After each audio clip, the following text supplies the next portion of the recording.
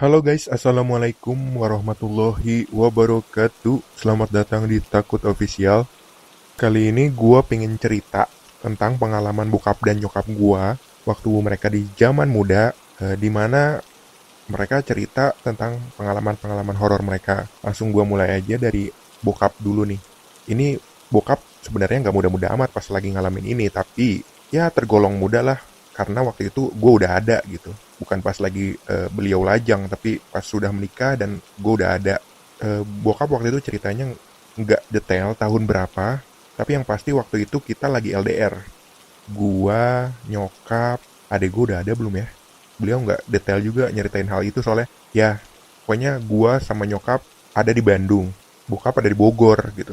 Kita tuh hidupnya selalu LDRan by the way guys. Waktu itu bokap kerja di Banten, terus guanya waktu itu masih kecil orok di Bandung. Karena nyokap orang Bandung, orang tuanya di Bandung, gua lahir juga di Bandung. Terus juga pas lagi nyokap gua dan gue masih di Bandung, bokap kerja juga di Bogor gitu. Jadi setelah dari Banten, bokap pindah ke Bogor dan kami masih di Bandung. Waktu itu bulan puasa. Pas cerita ini bokap sebenarnya nggak kayak yang ketakutan atau gimana, tapi lebih ke lucu. Dia bilang waktu bulan Ramadan di hari ke-15 ditekenin sekali lagi kalau kita lagi LDR ya. Jadi bokap waktu itu sendiri di kontrakan. Waktu itu bokap ngontrak di daerah Bogor. Lalu masuk waktu sahur tiba.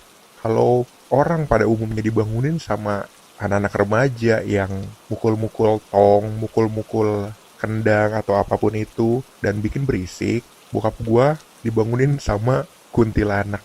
Pengakuannya dibangunkan oleh sesosok wanita berbaju putih.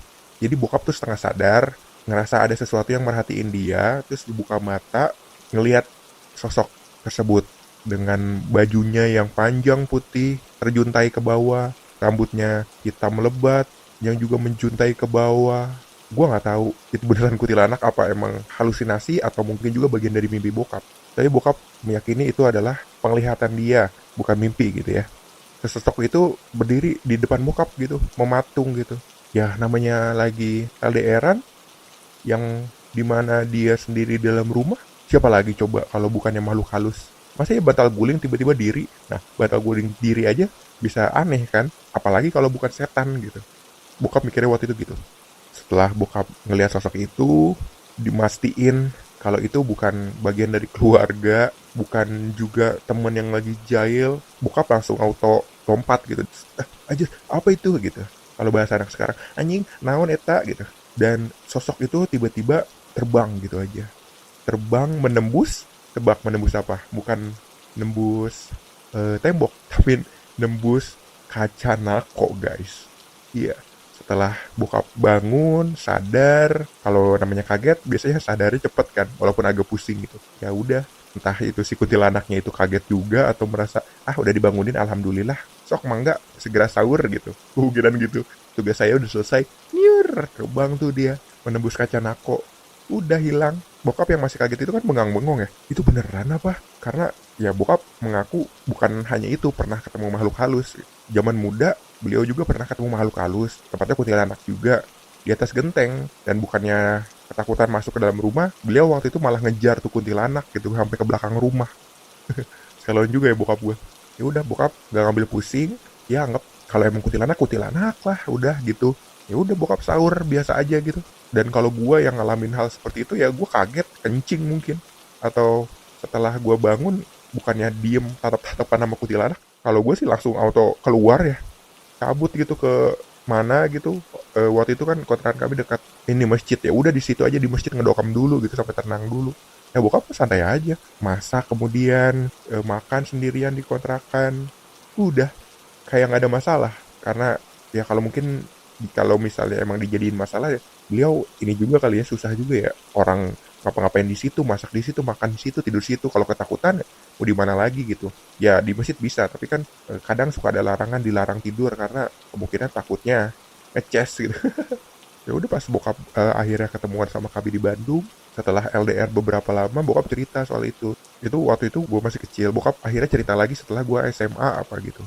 Beliau bilang ini bapak udah pernah ceritain waktu kakak kecil katanya gitu, cuman buat reminder aja kalau bapak udah pernah ketemu setan beberapa kali. Yo, lanjut cerita ke nyokap gue. Biasanya kan gitu ya, kalau kita lagi cerita horor, ada aja yang nyeletuk, terus ada aja juga yang nyambung dengan pengalaman horornya. Kalau kita cerita politik, nyeletuknya politik, ngelanjutinnya politik. Nah, nyokap gue nyamber nih cerita bokap gue tentang pengalaman horornya. Nyokap gue kan mudanya, nggak mudanya sih, dari lahir emang di Bandung ya. Waktu itu beliau sekolah khusus guru gitu. SPG apa namanya ya? Sekolah Pendidikan Guru. Nyokap waktu itu SMA khusus gurunya di kota Bandung. Rumahnya di Kabupaten Bandung. Pulang pergi, naik kereta. Nah, rumah nenek di Bandung itu emang deket sama stasiun kereta. Stasiun halte. Kalau orang Bandung taunya stasiun halte Padalarang. Nah, waktu itu setelah berkegiatan di sekolah, yang memaksa nyokap harus pulang malam hari. Entah itu kereta terakhir atau entah kereta kedua sebelum terakhir, gue nggak tahu. Tapi memang inti ceritanya adalah itu sudah malam. Udah malam nyampe di stasiun halte Padalarang, nyokap turun, ketemu sama sesosok pemuda yang dikenal. Waktu itu Kang apa, Kang Asep kita sebut aja dulu ya. Ketemu sama Kang Asep.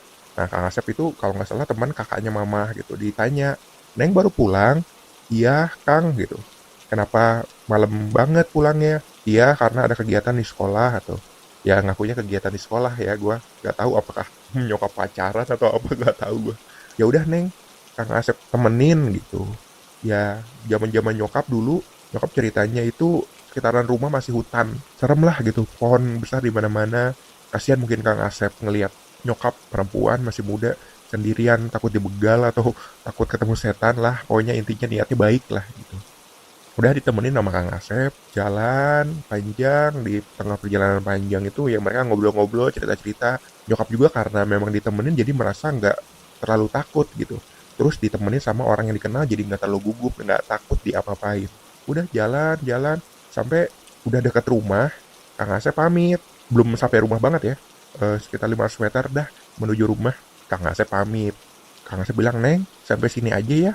Akang harus balik lagi ke tempat tadi gitu karena mau ngapain nggak tahu tujuannya dia apa gitu. Oh iya Kang, makasih banyak udah ditemenin kata mamah gitu, nyokap gua. Udah tuh Kang Asep berlalu, nyokap ngelanjutin jalannya baru beberapa langkah ngeliat ke belakang. Loh, Kang Asep mana? Kata gitu. Kok cepet banget jalannya. Padahal baru beberapa langkah, mereka baru berpisah gitu. Punggung-punggungan, baru beberapa langkah, 5 langkah atau 7 langkah, nyokap balik lagi, mastiin gitu Kang Asepnya. Kang Asepnya mana? Cepet banget. Nah, nyokap waktu itu nggak curiga, karena mungkin, oh Kang Asep belok kali gitu ke pepohonan rindang mau pipis dulu atau apa gitu, atau memang jalurnya motong gitu, nggak tahu. Ya udah biarin aja. Nyampe di rumah, ditanyain sama almarhumah nenek, pulang sama siapa Neng? Kayak gitu. Oh itu tadi ini ditemenin sama Kang Asep, kayak gitu. Kang Asep mana kata nenek gua gitu. Itu Kang Asep yang temennya si AA gitu. Innalillahi. Ya. Kenapa? Kan nyokap gua kaget. Itu Kang Asep yang baru meninggal tadi pagi pas kamu masih di sekolah, kata nenek gitu. Ya, nyokap gua auto, hah? Berarti tadi yang ketemu gua di stasiun, nemenin gua buat pulang ke rumah, terus ngobrol-ngobrol, itu arwah. Ya kali arwah gitu. Pokoknya intinya emang udah meninggal gitu. Jadi nyokap ditemenin sama setan. Wow, berarti Kang Asep emang baik banget ya. Bahkan saat dia udah jadi setan aja masih care gitu sama kerabatnya gitu. Ditemenin gitu, kasihan juga nih gitu. Teman-teman gue yang setan banyak nih. Temenin dah sama gue yang setan juga gitu. Terus nenek gue nanya lagi, emang gak ada tanda-tanda gitu? Apa merinding-merinding gitu kata nenek. Dan nyokap bales, gak ada, orang biasa aja. Cuman pas lagi dia pamitan, punggung-punggungan, emang aku ngelirik gitu kata nyokap, kok udah hilang lagi gitu. Cepet banget langkahnya. Tadinya mikir udah motong jalan atau lagi ngapain gitu di pohon. Dari ceritanya nggak bisa tidur beberapa hari karena shock dia jalan sama setan gitu. Ya udah, paling gitu doang. Kalau gue sendiri sih, ya entah itu emang diri gue menolak atau memang sebenarnya yang pernah gue temuin itu juga setan gitu. Waktu itu emang ketemu beberapa sosok aneh gitu waktu di gunung. Nanti gue cerita lebih lanjut di video berikutnya deh tentang gue ketemu sosok aneh di gunung ini. Jadi untuk yang sekarang gue cukupkan dulu. Terima kasih banyak. Gue langsung pamit. Assalamualaikum warahmatullahi wabarakatuh.